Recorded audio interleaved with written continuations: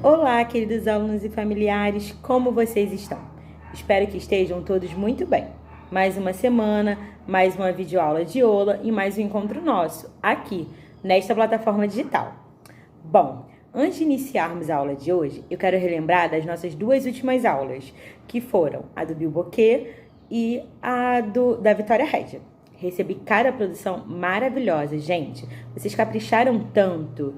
Eu vi que teve gente que fez com o irmão, com o primo, teve gente que fez com a mamãe, com o papai, teve gente até que chamou o vovô e a vovó para ajudar. Foi muito legal. Recebi cada atividade decorada, super bem decorada. E o mais legal foi no vídeo da Vitória Régia, né? Que eu recebi e pude perceber o rostinho de vocês de surpreso. Como assim, tia Luane, de surpresos? Vocês ficavam super encantados quando a flor abria. Parecia que vocês achavam que aquilo não iria dar certo. E no final deu. Então, essa carinha de surpresa de vocês foi muito legal pra mim. Tipo assim, foi algo bem gratificante. Além disso, eu quero agradecer não só a vocês, alunos que estão se dedicando, caprichando, fazendo cada atividade linda. Eu quero agradecer também aos familiares de vocês, que sem eles eu não conseguiria estar dando continuidade às nossas aulas de Ola, né?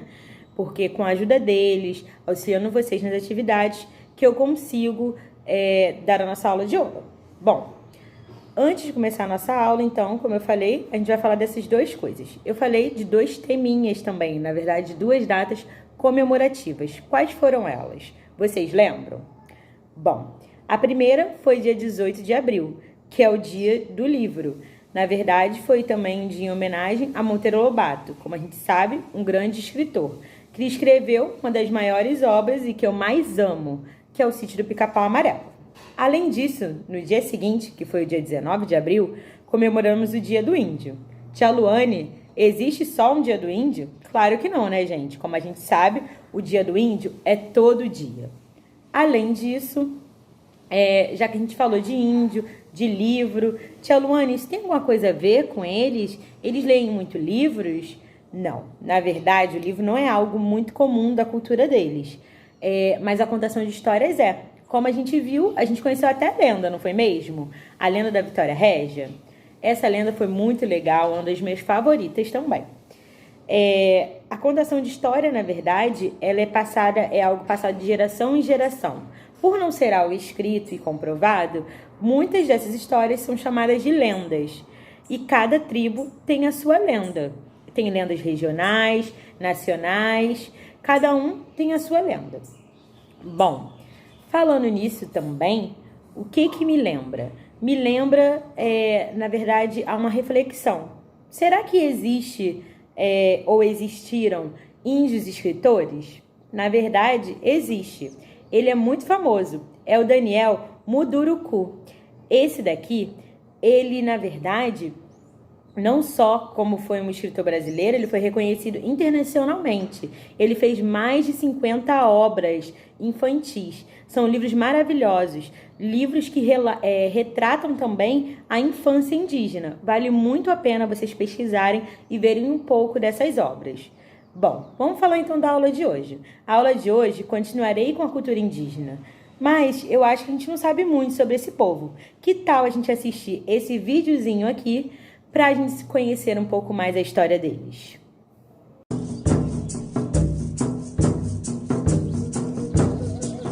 Quando Cristóvão Colombo navegou até a América em 1492, pensou que tivesse chegado às Índias, batizando de índios os nativos que encontrou.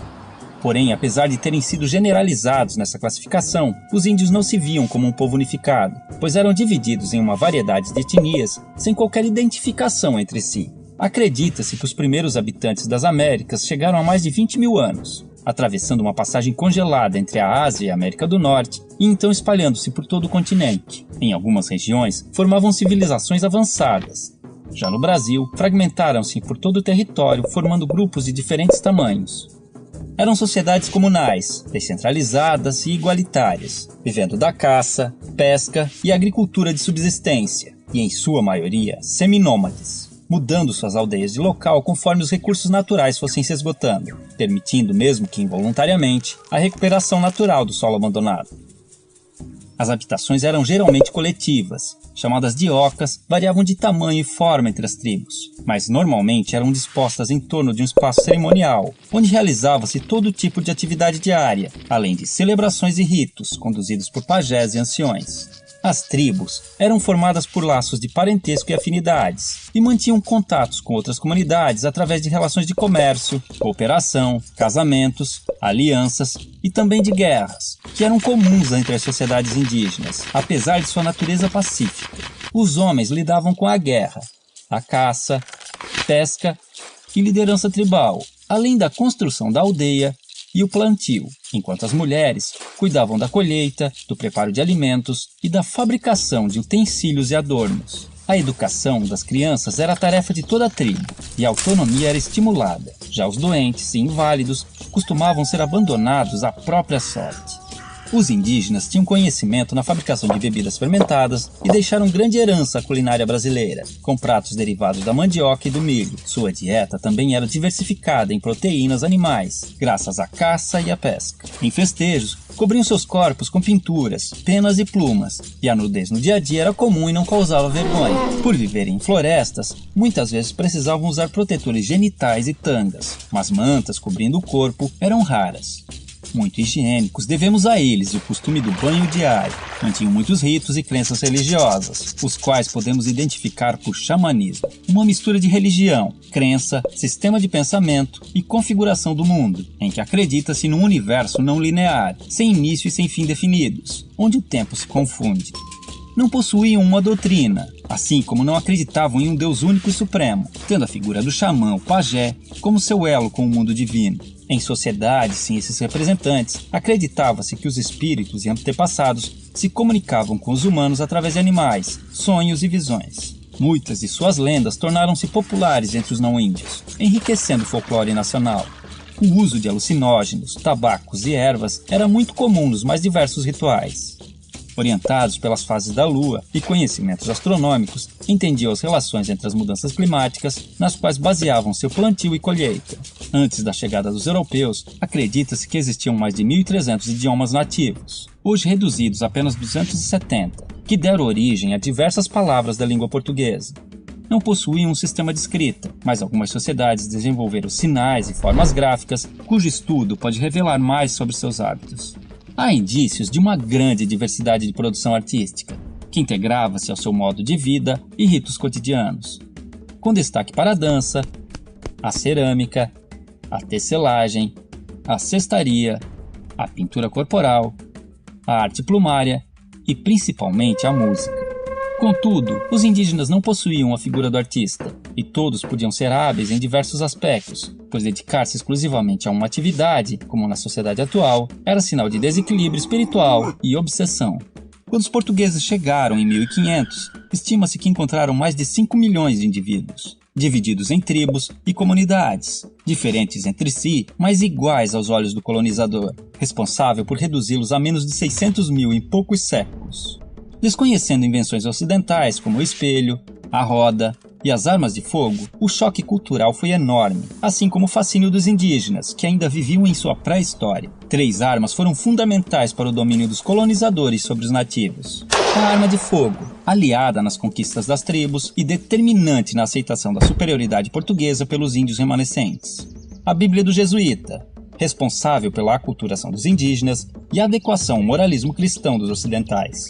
E uma invisível e poderosa arma biológica, inicialmente de forma involuntária, mas por vezes criminosa, o contato com os estrangeiros espalhou doenças e epidemias, às quais os nativos não possuíam imunidade, dizimando-os aos milhares e facilitando a ocupação de suas terras, como aconteceu no sul do Maranhão, onde fazendeiros deram roupas infectadas com varíola para as tribos locais.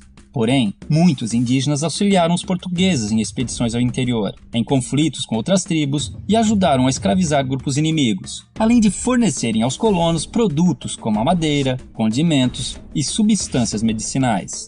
Isso tudo forçou os remanescentes a viver em condições precárias por muito tempo. Somente em 1967, com a criação da FUNAI, começaram a surgir e ganhar força associações indígenas que buscam melhorias em áreas como saúde, educação, meio ambiente, patrimônio e demarcação de terras. Em 1961, foi criada a primeira reserva indígena brasileira, o Parque do Xingu, representando um grande avanço nas conquistas desse povo. Há hoje no Brasil comunidades indígenas em todos os estados, e muitas lutam pela sobrevivência e manutenção de seus costumes e tradições, sendo constantemente ameaçadas pelo agronegócio, que busca expandir seu território, mesmo através de métodos irregulares. Muitos índios são mortos em conflitos ou expulsos de suas terras, acabando em situação de pobreza nas grandes cidades, vítimas de preconceito e violações de direitos humanos. Como se não bastasse, alguns povos começaram a sofrer novas influências de grupos religiosos neopentecostais, que, impondo conceitos como o pecado e a culpa, geraram conflitos internos, fazendo os índios verem no suicídio uma saída para seus problemas. Contudo, ainda existem tribos isoladas no mundo moderno, vivendo como seus ancestrais, principalmente na região amazônica. Outro caso interessante são grupos que vivem em cidades e reivindicam a condição de povo indígena, num processo conhecido como etnogênese, pois, de acordo com a antropologia, a etnia vai além dos traços físicos, sendo também um grupo social, e enquanto mantiverem seus sentidos e valores, se identificando como tais, esses indivíduos não deixarão de ser índios. Assim, podemos vê-los integrados aos hábitos modernos, e vivendo nas cidades, ocupando o mercado de trabalho, cadeiras nas universidades e cargos públicos, buscando também representação política e lutando por direitos como cidadãos que precisam manter sua cultura e tradições vivas, frente aos novos desafios que estão por vir.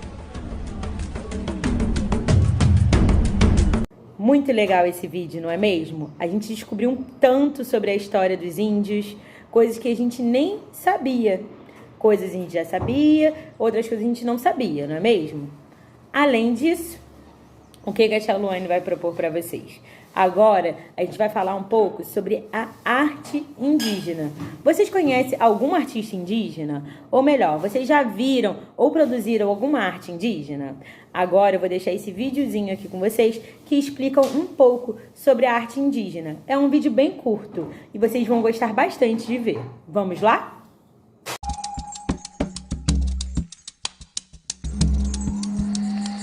Na cultura indígena, os objetos quase sempre têm, em primeiro lugar, uma função, mas também têm beleza, originalidade e muitos significados.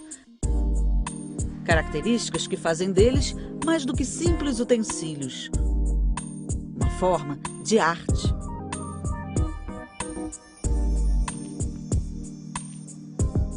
Designer, né, desses objetos, eles também atendem a uma questão da matéria-prima existente, das tecnologias, né, do conhecimento, de saber fazer aquilo. Então, cada povo desenvolve isso de uma maneira diferenciada. As cestarias são um bom exemplo dessa arte utilitária.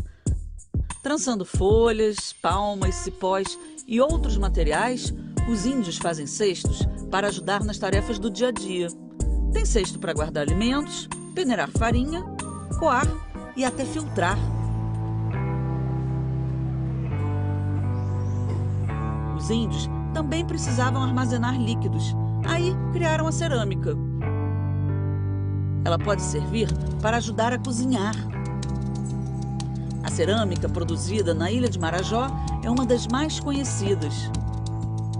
Ela tem pintura vermelha ou preta sobre um fundo branco. Na decoração, vários símbolos. Mas é a pintura corporal que mais impressiona nas artes indígenas. Os índios transformam a pele em tela, pintando um repertório de padrões decorativos. São círculos, meandros e gregas. Os padrões e significados mudam de tribo para tribo, mas sempre estão presentes em momentos importantes. Na preparação para o casamento e no nascimento das crianças. Quando a criancinha nasce, nós acreditamos que ela vem frágil, né? Espiritualmente falando, ela vem frágil. Então a gente, quando nasce, pinta o corpo dela com uma pintura especial de jenipapo, né? Que é onde nós acreditamos, como nossos antigos nos passam e nos passaram, ela afasta, né, os maus espíritos de chegar naquele bebezinho, né? No extremo norte do país, os Waiwana tem uma pintura corporal cheia de significados. O pontilhado é como se fosse o couro malhado das onças e representa o domínio sobre a natureza. A forma em triângulo vem da borboleta, uma referência ao mundo dos espíritos. Já o listrado representa o arco-íris e os elementos sobrenaturais. A contribuição dos povos indígenas para a formação cultural do país vai bem além da construção de objetos. Nossa matriz indígena é uma das que fundamenta o país multicultural em que vivemos.